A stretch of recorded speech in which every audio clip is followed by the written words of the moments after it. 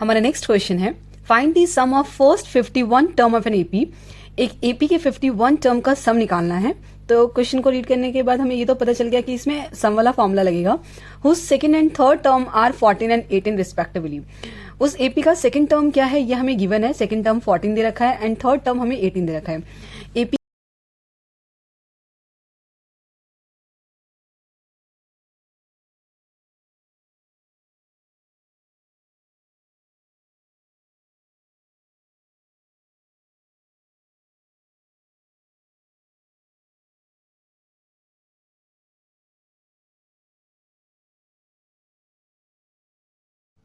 51 को इंटू करेंगे 110 से तो हमारी वैल्यू आती है 5610।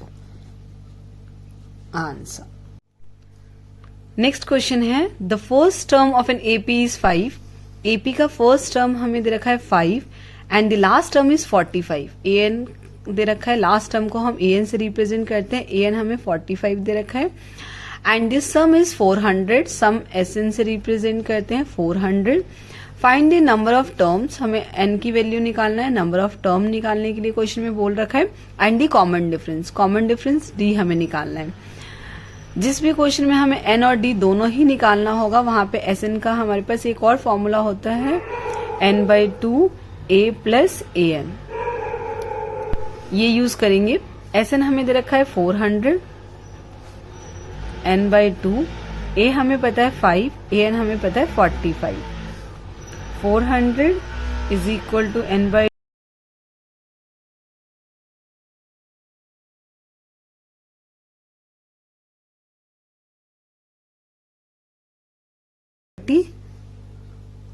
6। तो ये n की वैल्यू आती है हमारी 16।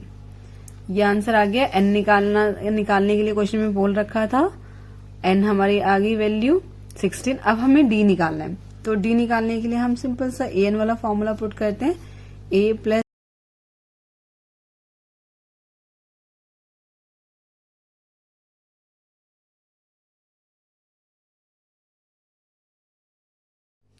d निकालना है तो 40 डिवाइडेड बाय 15।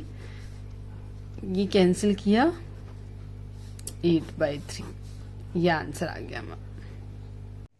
नेक्स्ट क्वेश्चन है a die is rolled once, find the probability of getting. एक डाई को हम लोगों ने थ्रो किया और उसकी प्रोबेबिलिटी निकालने के लिए बोल रखा है। प्रोबेबिलिटी हमें निकालना है an even prime number, a number greater than 4 की एंड एन ऑड नंबर की क्या प्रोबेबिलिटी है वो फाइंड आउट करना है। 4 नंबर से बड़ा जो नंबर होगा उसकी प्रोबेबिलिटी और प्राइम नंबर।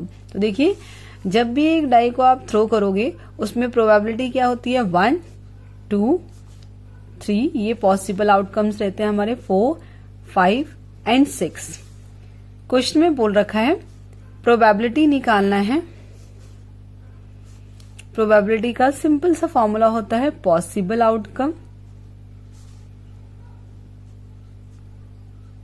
अपॉन में टोटल आउटकम। तो देखिए टोटल आउटकम हमारे कितने रहते हैं।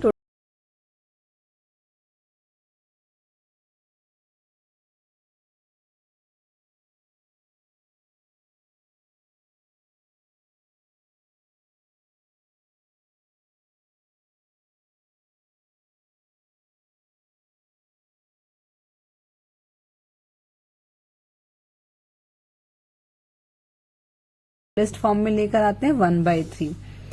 हमारा नेक्स्ट पार्ट है प्रोबेबिलिटी निकालना है। इसको भी शॉर्ट फॉर्म में लिखते हैं पॉसिबल आउटकम अपॉन में टोटल आउटकम। टोटल आउटकम हमें पता है 6 and odd number. Odd number क्या क्या है हमारे पास, एक तो 3 है, एक 5 है एंड 1 है।